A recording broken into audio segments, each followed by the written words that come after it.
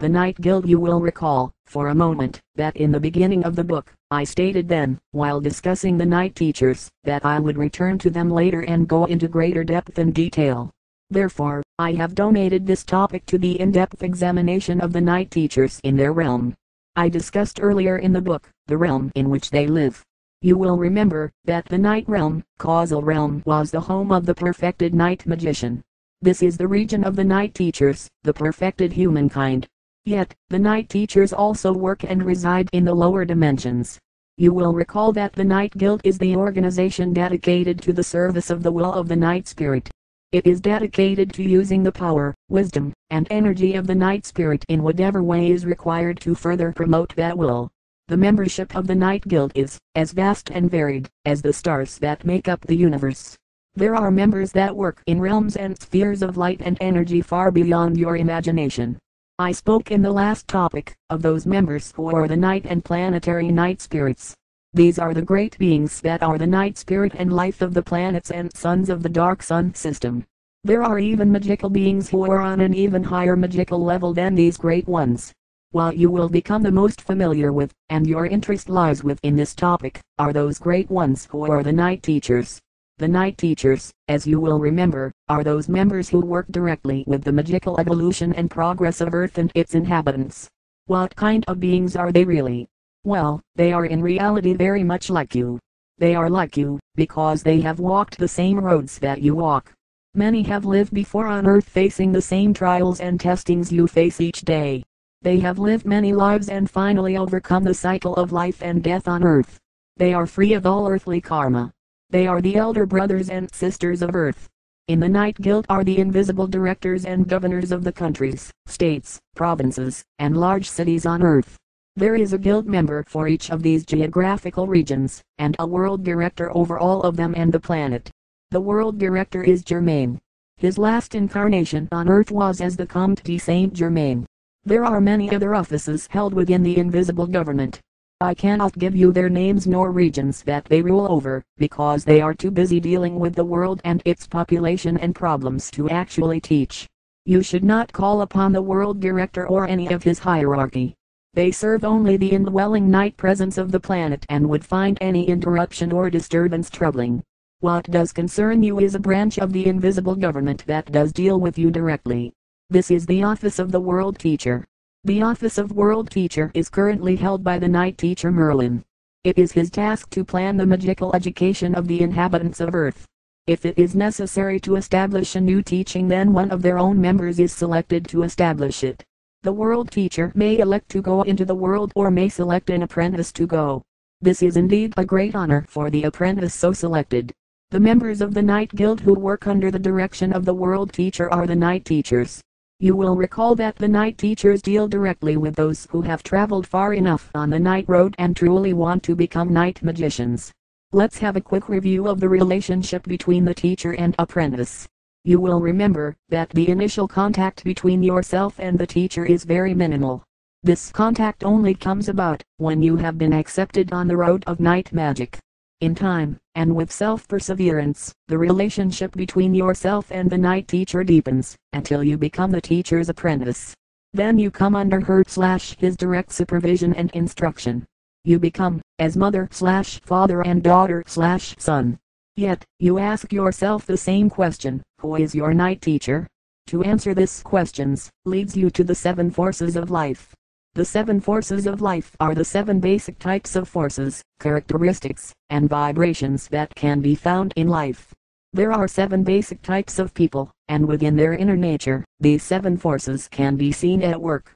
For each type of person, there is one of the forces that strongly predominates over the others. The 7 forces of life are the 7 predominate ways that a person may find expression in life. In you, there is a predominate force and characteristic that makes up your inner nature, and it is through expression of this trait in life that you find satisfaction and happiness. You would even find this true for the Night Teachers. They find predominate expression through one of the 7 forces of life. The Night Teachers have achieved, though, perfection and mastery in each of the 7 forces, and have the 7 basic characteristics balanced evenly within their inner nature. Yet you will find that one force and characteristic is predominate over the others. It is from this dominant force that the night teachers choose their students and apprentices. The night teacher chooses their apprentice based upon like vibration. The teacher and apprentice can be found traveling the same road of expression in life. The teacher and apprentice are on one of the 7 forces of life. This is the predominate force and drive of their lives. As I said earlier, there is a night teacher who is the channel and focus for each of the 7 forces. You will find in her/him the supreme perfection and expression of the force. They are the gateway for the force from out of the infinite into the finite. We will call her/him the keeper of the force, and shorten it to keeper. There are 7 keepers, and they are each teachers of apprentices. There are also many teachers who do not function as keepers, but nonetheless, receive apprentices based upon the force predominate in both their lives. The real key, in the selection of the apprentice, is harmony between both the teacher and the student. Let's examine the 7 forces of life, and their keepers, and then meet a few other teachers of the night realm. You will begin, then, with the first force. The first force is the will and power of the night spirit. You find it, exemplified and exalted, in the personage of its keeper, Asmodeus. The keeper Asmodeus is a night teacher in whom flows the true power of the night spirit, under the direction of the magical will. He is a stern but kindly teacher, asking only the very best from his apprentices. If he were to appear, in person, to an apprentice, he would appear in an Indian attire, that is, turban and robe complete. To be his apprentice will require the strongest of will to persevere through all trials and testings. The apprentice, in whom the first force dominates, is a self-ruler. The apprentice prefers to have self-rule and independence over their life. The worst thing the apprentice feels could happen is to have to work for another. This would be pure misery. They are the kind of individual who takes the initiative and sets the course. They are of strong will and the ruler in life. They will make the queen/king, statesperson, or governor of the physical world. They will seek freedom through mastery over self and the world around them. This is the way of the teachers and apprentices of the first force of night power and will. The second force is the wisdom of the night spirit.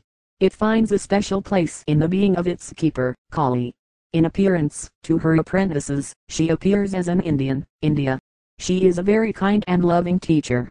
She helps bring to her students the perfect example of night consciousness. As a magical teacher, she tries to help her students grow in magic and expand their inner vision, so that they can see things as she sees them, and understand things as she understands them, and above all, to have the wisdom of the night spirit to respond to things as she would respond to them. Her expressed desire is to see her apprentices take flight, on their own, into the night realm, and soar, as the great magical owl.